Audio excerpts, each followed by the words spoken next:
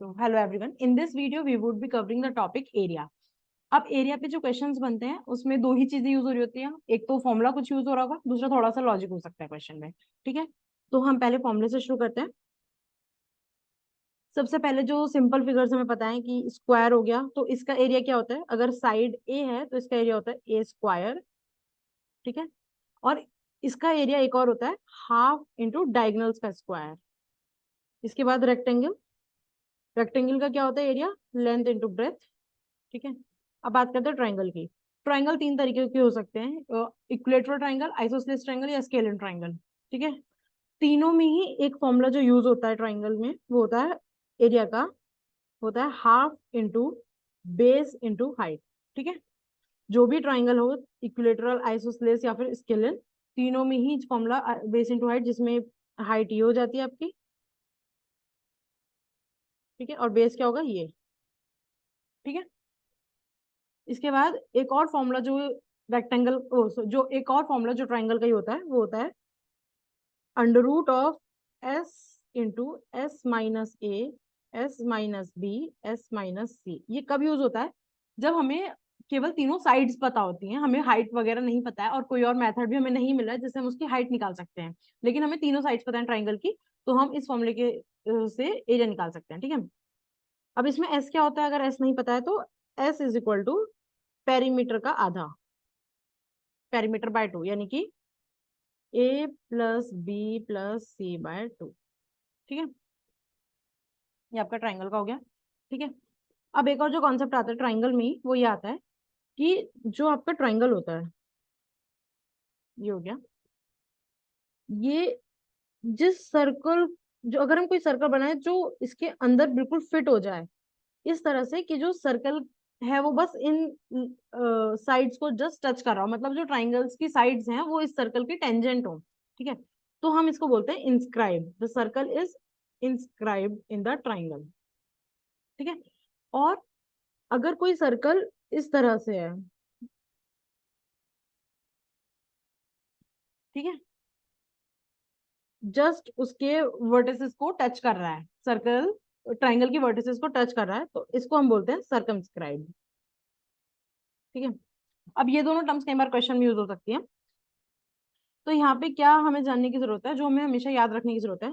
देखो, अगर ये वाली जो लाइन है सेंटर से, ठीक है, ये लाइन, ये छोटे वाले सर्कल की रेडियस हो गई, और ये बड़े वाले सर्कल की रेडियस हो गई। ठीक है, तो किस तरह से हम इनको निकाल सकते हैं? जो छोटे वाले सर्कल की रेडियस होती है, जो सर्कल इंस्क्राइब्ड है, ठीक है, उसकी रेडियस आर इंस्क्राइब्ड, ये होती है ए बाय टू रूट थ्री। ठीक है, और जो ये वाली रेडियस होती है सर्कमस्क्राइब्ड सर्कल की, कैपिटल आर ले लेते हैं इसको, ये होती है इसकी जस्ट डबल, यानी कि टू ऑफ स्मॉल आर, यानी कि ए बाय रूट थ्री। ठीक है, अब अगर हमें ये पता होंगी तो हम बड़े सर्कल का एरिया, सर्कमस्क्राइब्ड सर्कल का एरिया या इंस्क्राइब्ड सर्कल का एरिया आराम से निकाल सकते हैं, या कुछ भी चीजें जो हमें पता होंगी। ठीक है, तो अगर ये, लेकिन कभी कब होता है? जब ये ट्राइंगल इक्विलेटरल ट्राइंगल है। ये फॉर्मूले में ए क्या है? A is the side of this triangle, यानी कि this is the equilateral triangle की यहाँ पे बात हो रही है। ठीक है, अब इक्विलेटरल ट्राइंगल में एक और चीज होती है कि जैसे ये इक्विलेटरल ट्राइंगल है, तो इसका फॉर्मूला होता है half into base into height area का। इसकी हाइट क्या होती है? तो इसकी हाइट होती है root three a by two. ठीक है, ठीक है, अब थोड़ा क्वाड्रिलेटरल्स की बात कर लेते हैं। जैसे कोई पैरेललोग्राम है तो इसमें अपोजिट साइड्स पैरेलल होती हैं, और जो इसके ये दो डायगोनल्स होते हैं, they are of different length. ठीक है, तो D1 और D2। ठीक है, तो इसका जो एरिया होता है पैरेललोग्राम का, एरिया, एक तो इसके एरिया का फॉर्मूला होता है बेस इंटू हाइट, जिसमें बेस क्या है? दिस इज द बेस, और हाइट क्या है? This is the height. क्योंकि हम क्या लेते हैं? परपेंडिकुलर हाइट लेते हैं। This is the height and this is the base. इसके अलावा इसके एरिया का एक और फॉर्मूला जो होता है वो होता है half into D1 into D2। ठीक है, ठीक है, अब रोम्बस क्या होता है? रोम्बस भी एक पैरेललोग्राम होता है जिसकी चारों साइड्स इक्वल होती हैं। ठीक है, तो ये आपका रोम्बस हो गया। ठीक है, और रोम्बस और स्क्वायर में क्या अंतर है? अगर रोम्बस के एंगल्स को आप 90 डिग्री कर दो वो स्क्वायर हो जाएगा, तो स्क्वायर भी एक तरह का रोम्बस है। ठीक है, तो अगर हम रोम्बस की बात करें तो एक पैरेललोग्राम ही है, और इसके चारों साइड्स इक्वल होती है, लेकिन इसके डायगोनल्स इक्वल नहीं होते हैं। डायगोनल्स इक्वल नहीं होते हैं, साइड्स इक्वल होती हैं। अगर डायगोनल्स इक्वल हो गए इसका मतलब एंगल्स 90 डिग्री हो गए, इनकी वो स्क्वायर बन चुका है। स्क्वायर खुद एक तरह का रोम्बस ही है जिसके एंगल्स है 90 डिग्री। ठीक है, ये हो गया। तो इसका एरिया क्या होगा? वही सेम फॉर्मूले रहेंगे जो पैरेललोग्राम के थे, क्योंकि ये भी खुद एक पैरेललोग्राम ही है। ठीक है, अब बात करते हैं ट्रिपेजियम की।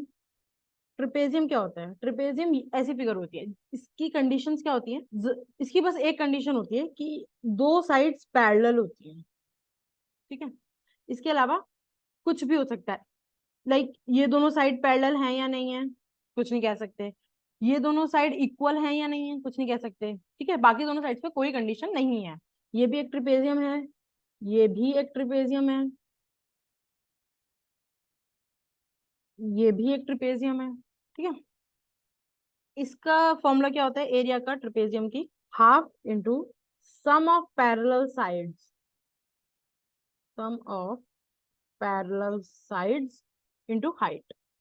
ठीक है, तो अगर इसके पैरेलल साइड्स ये ए है और ये बी है, तो ये हो जाएगा फॉर्मूला हाफ इंटू ए प्लस बी इंटू एच।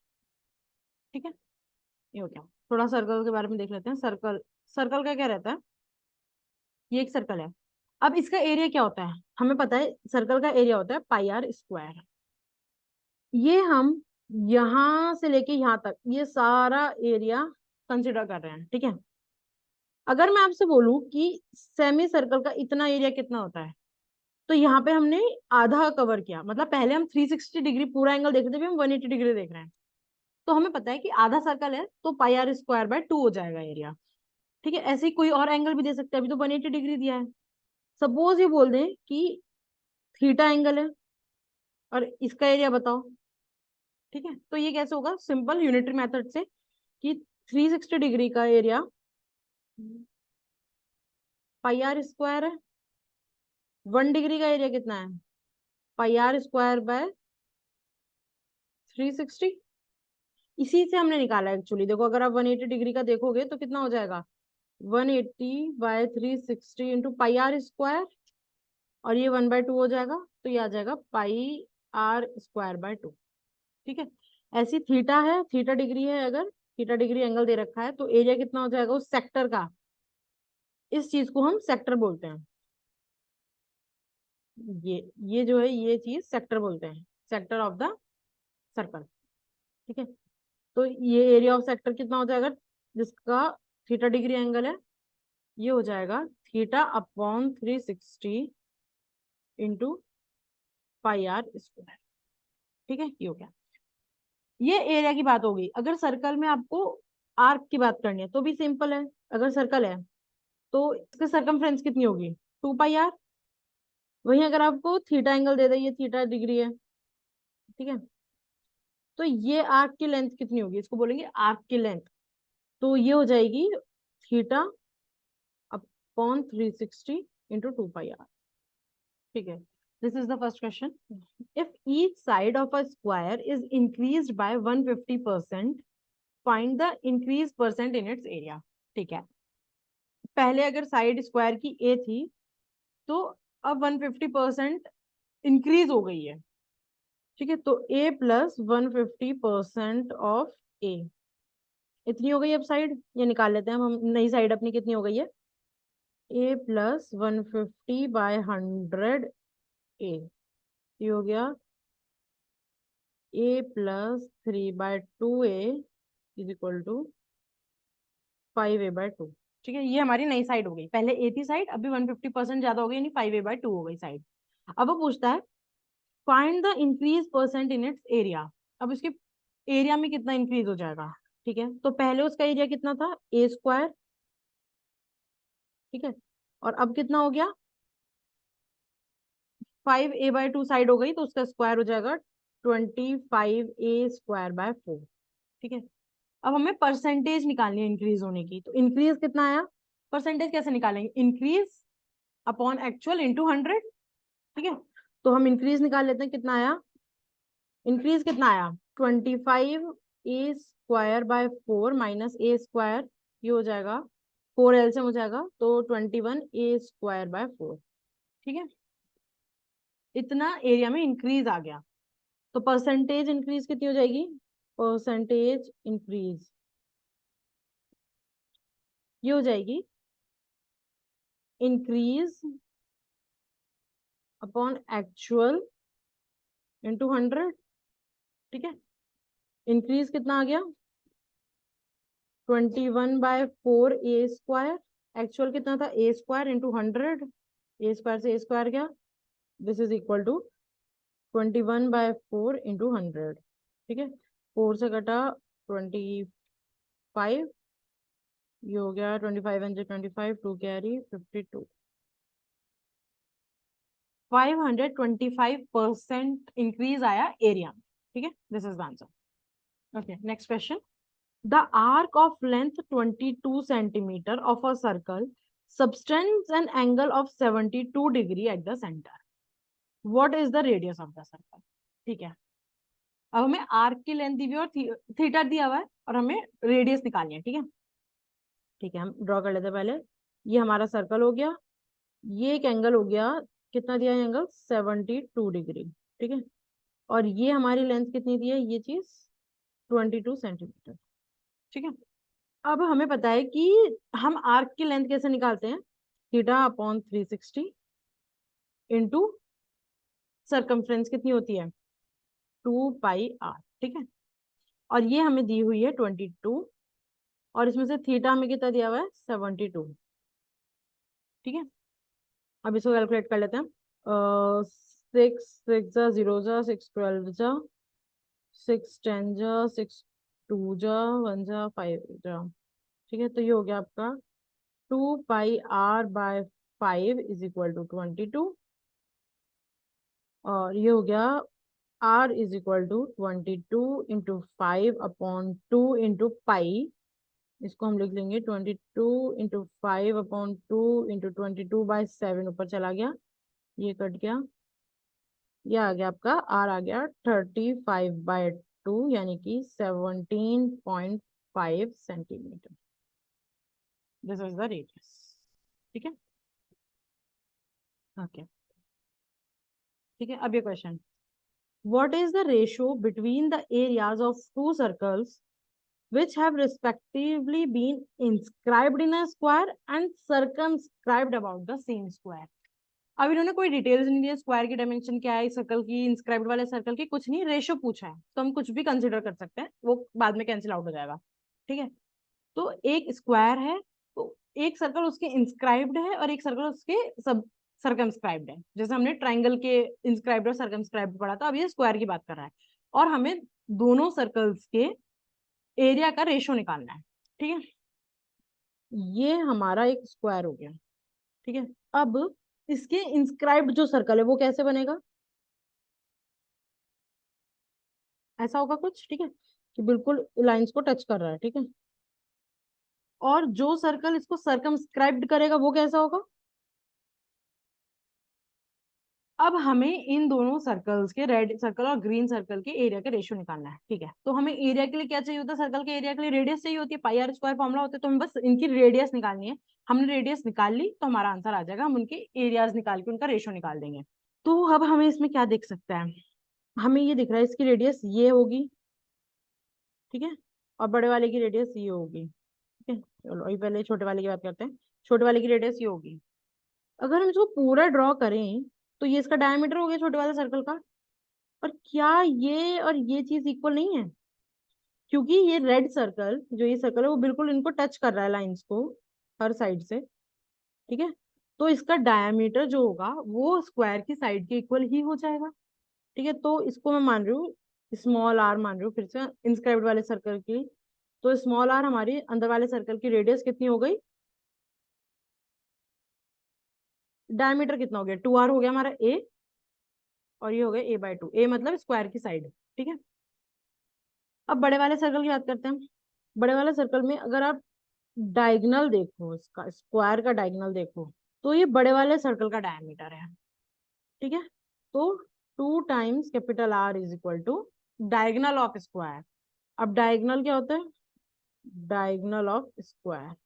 ठीक है, अब स्क्वायर का हमें खुद डायगोनल निकालना पड़ेगा। तो अगर ये दोनों साइड्स हमें पता है कि स्क्वायर की एक साइड ए है और दूसरी साइड भी ए है, सब साइड्स इसकी ए है स्क्वायर की, तो ये ए हो गया, ये हो गया, ये 90 डिग्री हो गया। तो पाइथागोरस थ्योरम से हम हाइपोटेनस की लेंथ निकाल सकते हैं। कितनी होगी? ए स्क्वायर प्लस ए स्क्वायर का होल अंडर रूट 2 ए स्क्वायर का होल अंडर रूट।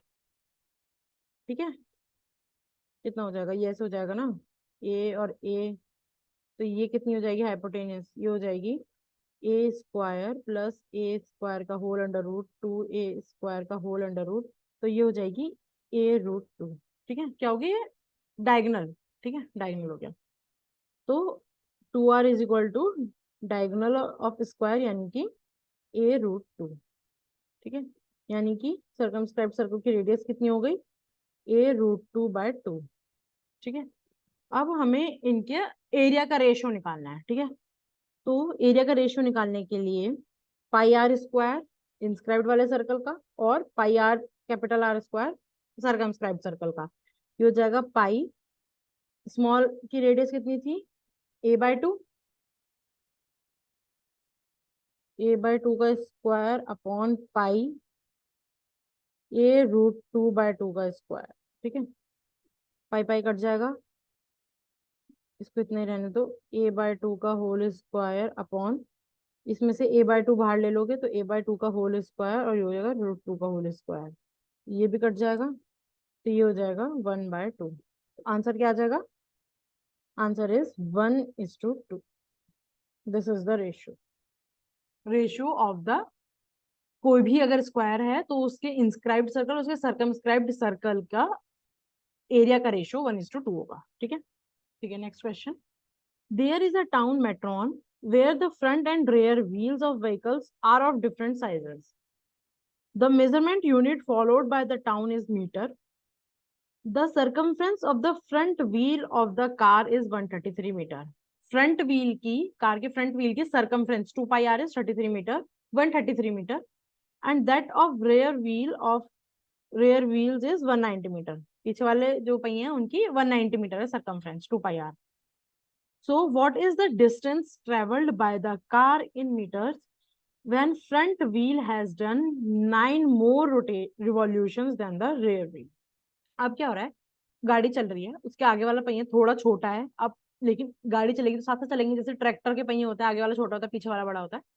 तो क्या होगा? जो आगे वाला पहिया होगा वो ज्यादा रिवॉल्यूशंस कर जाएगा, पीछे वाला कम रिवॉल्यूशंस करेगा। ठीक है, लेकिन डिस्टेंस दोनों ने इक्वल कवर किया होगा, तो आगे वाला पहिया ज्यादा रिवॉल्यूशंस कर जाएगा उस डिस्टेंस को कवर करने के लिए, और पीछे वाला पहिया कम रिवॉल्यूशंस करा होगा। ठीक है, तो मान लेते हैं पीछे वाले टायर ने x रिवॉल्यूशंस करे हैं, रेयर व्हील ने x रिवॉल्यूशंस करे हैं। ठीक है, तो जो फ्रंट व्हील है उसने कितने करे होंगे? x+9, लेकिन इनका डिस्टेंस इक्वल होगा। तो रेयर व्हील ने कितना डिस्टेंस कवर किया? एक एक रिवॉल्यूशन में कितना करेगा? 2πr, circumference 2πr। तो x में कितना करेगा? x इंटू 2π, कैपिटल आर मान लेते हैं इसकी, और फ्रंट वाला कितना करेगा?